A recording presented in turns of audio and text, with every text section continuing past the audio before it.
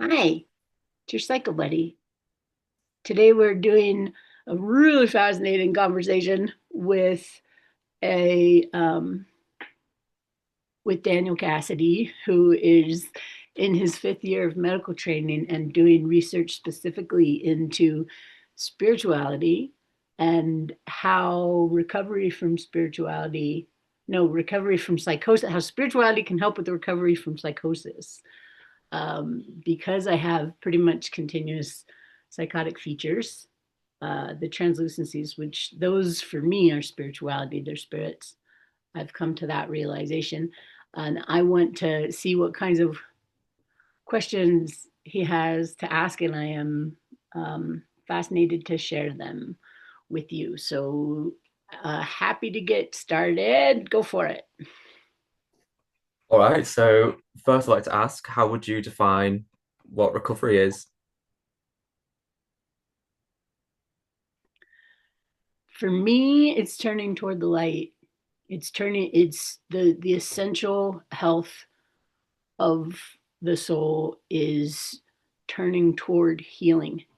When the plant doesn't turn to the sun, when our internal darkness is more powerful or more attractive than the love of the people around us, then that's sickness. So I guess it would be for me a full recovery from psychosis is being able to function logistically, and Hmm. a full recovery from mental health is just wanting to live the life you live. Right. And how would someone make that step to turning into the light? How would someone do that?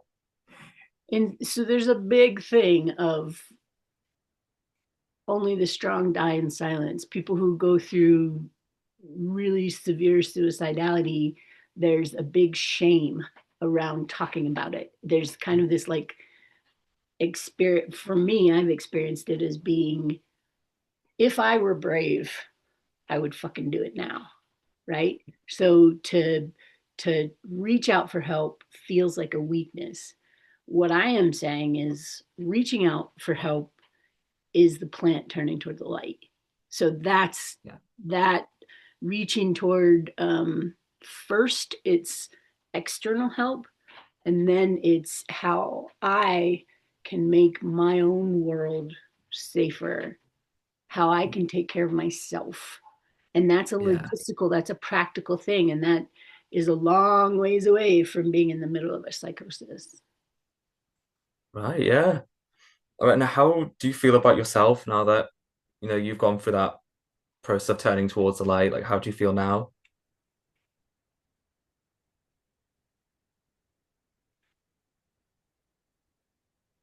I often get frustrated with myself because I still have very strong triggered reactions, the complex PTSD, which is kind of close to borderline personality disorder, according to which professional you talk to. The way that it does flashbacks, instead of being always nightmares or visions, it's an emotional flashback where the entire Hmm.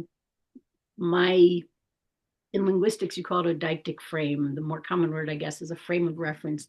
My whole frame of reference is becomes dislocated from what's actually going on around me in shared reality, and instead reflects what's going on for the me's inside me. Hmm. Um, and that was intended as a point to answer your question. Now I can't remember what your question was.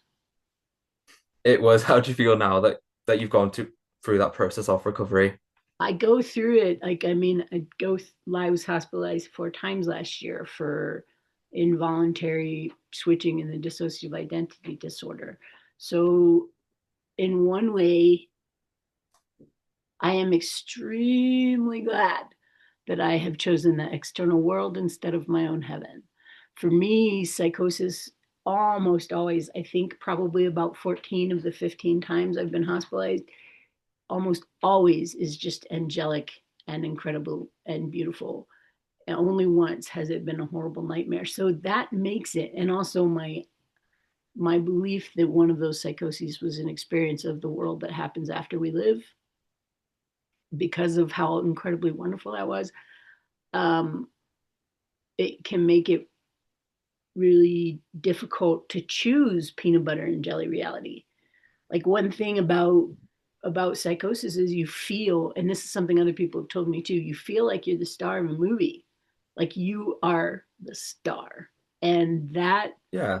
that feeling that everything is kind of there for your experiencing, to choose, like I was a stay-at-home mom for 10 years, to choose the reality of macaroni and cheese and wiping poop off a toddler's butt while they fight you is hard to do after you've touched God, right? So the Hmm. reason that it's worthwhile for me is because of the love and connection. Psychosis is a tempest of creation in a universe of one. If you can handle being in a universe of one, fantastic, but I want love. And so I want life. Yeah. That actually leads on to my next question, which is, so what is your relationship like with your loved ones, and do you think they've had an impact on your recovery?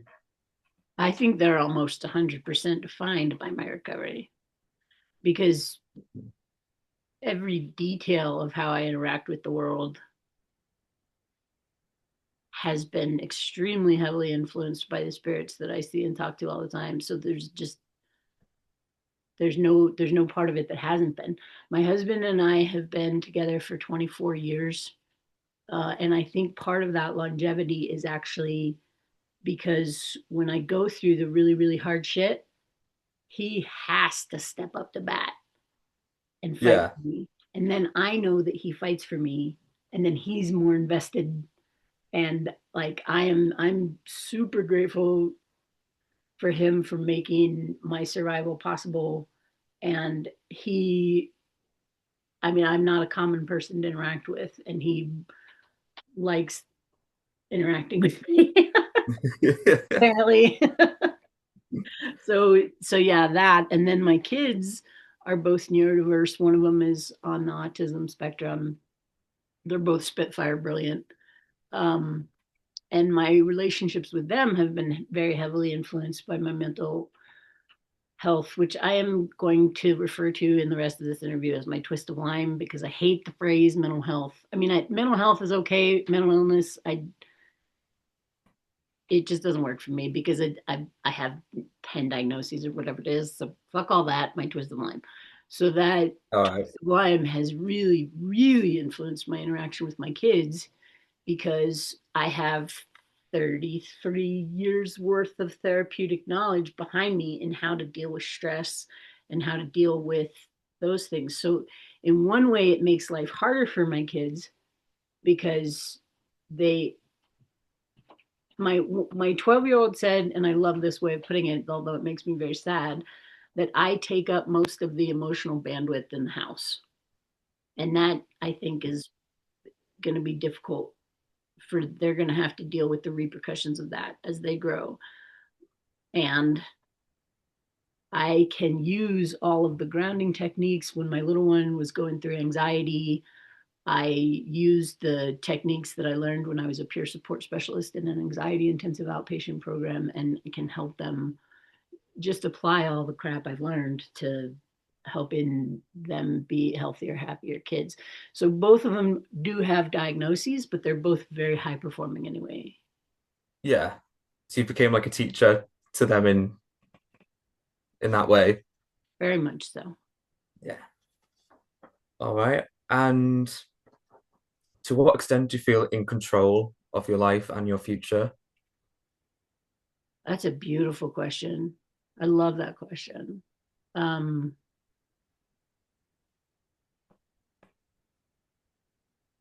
I would say actually at the moment I'm about 90%.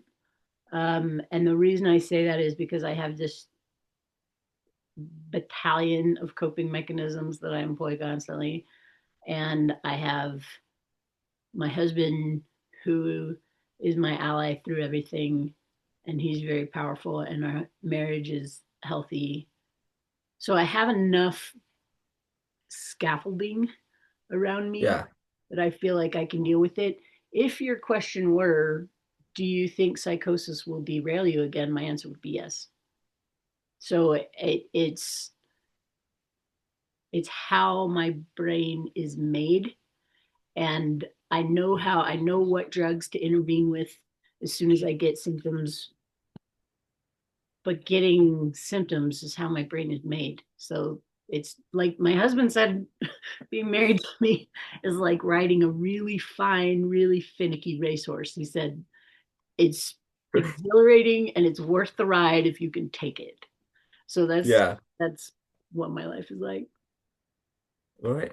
Actually, I want to ask you about you mentioned one of your experiences with psychosis. You said it was like angelic. It was good. Like, can you tell me a bit more about that experience? They all are. I mean, really, literally, almost every single one has been. Um, the very first one, before I had any diagnoses, started with God asking me if I wanted to come in. And Right. Okay. I have I have a, you can call it very strong internal auditory imagery. So internal audit, so voices, but I don't Yeah. hallucinate them externally the way I hear your voice, so I can never get them mixed up. Um, and I have the same thing visually, the translucencies, and both of them are like what is that kind of dream? There's a kind of dreaming that means you're kind of asleep and you're kind of watching it, kind of lucid dreaming. So they're both kind of like lucid dreaming, where they have their own agency. They do what they want to do. I'm not controlling them. Um, got well. Okay, let me back up. um, we're gonna start the scene where I'm lying face down in a bathtub on my knees and elbows, and nobody else is in the house. And I had just had basically a really, really short nightmare psychosis where I came to the conclusion I was really Christian when I was young. And I came to the conclusion either that there was no God or God was a monster that would let an 8-year-old be incested and a 15-year-old be raped when that child had like loved nothing, nothing more than God. So I came down to those two conclusions and decided that I couldn't be in this world, whichever of the two was true. But I also believed that I still believed that I would go to hell if I committed suicide. So I was in the bath, I was about to drown myself. And I said to God, God, let me die. And there was no answer. And so I said, God, is it your will that I be alive? And very clearly, God replied, no, it's my will that you be free. And so I put my face in the water and um, started drowning myself. And I had 3 breaths of water in, and the phone rang. And reflexively, I sat up and answered it to a dial tone. The only time in my life that's ever happened. And at that point, I've always felt like that was God saying, you sure? And I think if I ever really try again, it's not going to happen. The universe will let me succeed if I try again. Um, but that time I got another chance. And after that, I got out of the, I couldn't, I couldn't get myself to do it again. I still wanted to die, but I couldn't. You have to be really fucking torqued to force your head under the water and keep it there while you're drowning. And I couldn't do it again. And so I went and got out of the bathtub, and the house I was in had a grand piano, and I went and sat down at a piano and I wrote a song that I would love to play for you sometime. Um, but the chorus is, "I am alive, but for the grace of God, there go I." And after that, I ran away and I went and fast forward to being in an old house in the middle of Colorado Springs, Colorado, and smoked up with strangers. And then in my head, God says, "Do you want to come in?" And I say, "In where?" And he says, "Into the heart of God." And I said, "Fuck yeah." And that was the beginning of I could spend an hour describing this, so I'm not going to. But that was the beginning of it. And 3 days later, and again, I had no diagnosis, nobody knew. 3 days later, the person who was helping me out took me home where there was also a piano. And this time, and I know this is true because the people around me were completely fucking weirded out by it. I sat down and played like Beethoven or some shit that I'd never learned. And it was this furious energy that made everybody really uncomfortable. But for me, it was expression and it felt fantastic. And then they took me to the first mental hospital I was ever in. And as soon as they locked the door, the the multiplicity hit. But the reason that I say it was angelic is that for the first 7 days in the United States, you're legally allowed to refuse medication. So I refused medication, and that meant that the psychosis just kept amplifying, and it amplified into a place where I was like, "This is what it's like to be dead. Like this is the other side." And I had no boundary of ego between me and everything, for one thing. And what that meant was everything I could think was open to the whole. So I had this experience, this non-vicarious experience of God, where every part of my life that I had ever been ashamed of or wanted to hide was in the sunlight. And I felt so incredibly loved, so seen in every detail, understood, deeply understood in every action I'd ever taken, known, fully known, and held precious in every detail. Held precious in every detail after being incested and raped and corporal punishment. My family used a, a leather belt for "don't be disrespectful." Um, so that it was 25 years later that I was talking to a medicine man, the top dog on Wind River Indian Reservation, and he had died during heart surgery. He had been proclaimed dead on the table 3 times and came back. And I told him what I went through, and he was like, "Yeah, you actually were on the other side. That actually is what it's like." And after that, going from desperate suicidality to being face to face with the absolute divine, it was hard not to want to go back. I mean, I did want to go back, and for a couple of years, I did my best to do that. Oh, that was an incredible story though with the phone as well. That's some like divine grace. That phone went off that day. That's insane. Wow. All right. So is there anything else you would like to talk about recovery specifically? Because the next section is about spirituality now. So is there anything else you'd like to mention about your recovery or Oh what yeah, recovery means, anything like that? the thing that allows me to be as functional, to function highly in my life, is being able to differentiate what is in my private reality and what is in what I call consensual reality. Um, Neither of them is less real, neither of them is less important, but they differ. And what the spirits told me was when they were teaching me how to do it, they said, see what you see and look at what they see.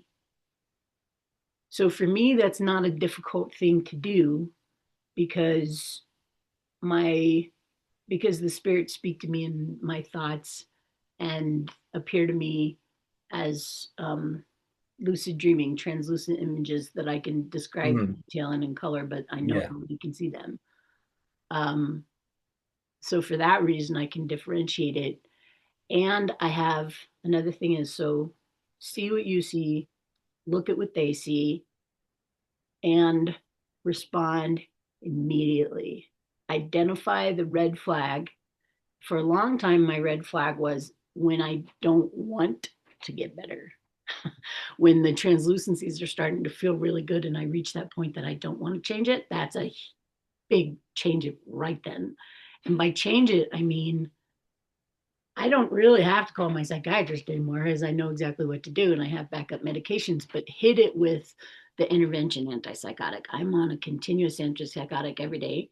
And whenever I hear myself use the word fragmented when I am describing my mood or my mind to someone, Cyprexa. Like I do an intervention right then.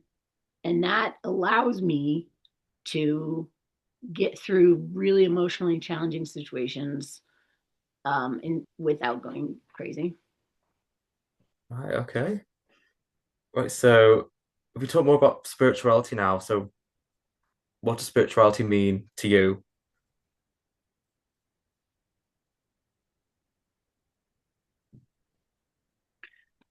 Easiest way to put it is connection with the divine, but that's kind of vague. For me, um, I learned this in that first Psychosis and also a book that I read. For me, the divine is the medium of our existence. We compose it and it composes us, just like Thich Nhat Hanh would say, the water in the ocean. We're composed of the water and we compose the ocean. For me, that that is divinity. And in that definition, everything is everything is composed of spirit. Everything is made of God. And there's a book by Whitley Strieber called Communion that I read in ninth grade, and it's about people who interact with aliens, a whole bunch of testimonies of alien abduction, and one of them was this dude asked the alien, "What is God?" and the alien said, "God is everything. God composes everything such that if for any instant everything were God were to cease to exist, everything would cease to exist, and were God to snap back into existence, everything would snap back into existence." So that's my understanding of spirituality. Spirit For me, spirituality is being the glass flute to the divine, and that's where my name comes from. So Finn, and my name on all of my Psychobuddy videos. This is going to be the second time in 11 hours of content that I've ever said it, but Finn, capital Finn, is an evolution of the small word little fin. Mhm. And that was the name of the glass flute to the divine that I found during the first overflowing of the soul. So that's the name of that, of being a conduit, a glass, a completely clear conduit of the divine in the world. Right. So when you want to connect to that, that divinity, how do you go about doing that? Well, the translucents are the easiest way because all I have to do is look for them and they're there. Um, but like, for instance, there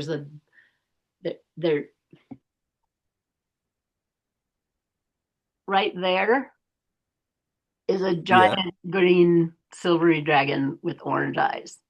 And she hangs out with me when I do my recordings in the studio. So if I Right, yeah. want to interact with the divine, then I can just talk to the translucencies and they just talk back.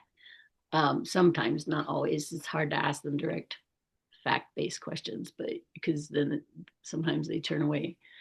But the way that I usually do is because I'm very grounded and as a linguist on Wind River Indian Reservation, the medicine man who told me that adopted me as his daughter, and so I usually will pray in Arapaho, in the Arapaho language, um, and burn cedar or sage or sweetgrass. And have you ever engaged in anything like any sort of spiritual gatherings, like as a group, or do you mostly do like spiritual work on your own? Can you repeat the first half of that question? It's like, do you attend any sort of like gatherings or do any spiritual practices as a group, as like a group of people, or would you mostly do spiritual things on your own? When I have the opportunity to do sweat lodges on Wind River Indian Reservation, I do that, and I do. I've only been to one peyote meeting on the res in 18 years, even though I've been invited to many. But I haven't wanted to flip my brain back into psychosis. So the day, the day that I was going to do that, they last all night. You go in at about 8 p.m. and you don't come out until 10 o'clock the next morning, except to go to the bathroom. And that the day I was going to do it, I was super jazzed. And I was like super in this super spiritual state the whole day. And we went to the cemetery and the Sacagawea Cemetery next to Fort Washakie, Wyoming. And the moment I stepped onto the cemetery, I had an experience I've only had one other time in my life where I hear poetry in perfect rhythm and rhyme continuously. Like it's like tuning into a radio station. And it happened the first time when I was at the global headquarters of Joao de Deus, John of God, who's a spiritist healer in the Brazil, where there are diamonds in the waterfalls outside of Brasilia. I had it on his compound, and then I had it that day, and the I only kept one little tiny bit because I was fucking weirded out. Like it went on forever, made perfect sense, perfect meter and rhyme. The only thing I kept was this: um, "We will sleep the old sleep, we will dream the old dream, where the children are laughing and the great eagles scream, and the yellow cloud floats in her sky overhead through the land of the living and the realms of the dead." And we are about to stop in about 20 seconds. This Zoom is going to end, but I'll Oh, call you back and we can finish up. because I know I don't want it to end now. Okay, I'll call you on WhatsApp. Thank you guys for watching. Hi, thank you so much.